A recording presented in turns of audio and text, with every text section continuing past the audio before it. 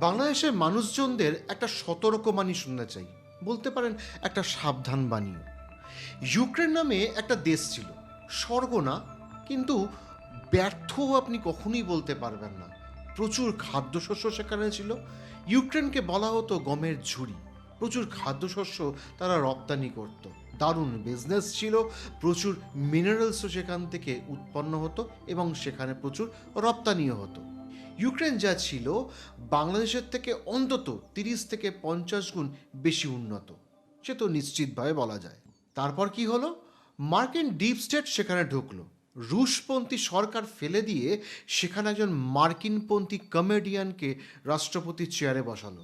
তার নাম জেলেনস্কি। বাংলাদেশ সাবধান, মার্কিন ডিপ স্টেট কিন্তু ঢুকে পড়েছে। ক্ষমতায় বসেই রাশিয়ার সীমান্তে সীমান্তে উস্কানি দিতে থাকলো জেলেনস্কি। ন্যাটো, অস্ত্র, মহড়া সব কিছু দিয়ে রাশিয়ার সহনশীলতাকে সে ক্রমাগত চুলকাতে লাগলো। একসময় রাশিয়া ভীষণভাবে বিরক্ত হলো। তারপরের ইতিহাস তো আপনার সবার চোখের সামনে। আজ কেমন আছে ইউক্রেন? লক্ষ লক্ষ মানুষ উদ্বাস্তু, শহর ধ্বংসস্তূপে পরিণত হয়েছে। অর্থনীতি বলতে কিছু নেই। একটা প্রজন্ম পুরো শেষ হয়ে গেছে। দেশের অর্ধেক রাশিয়া নিয়ে নিয়েছে, আর বাকি দেশটা আমেরিকার কাছে বন্ধক দেওয়া।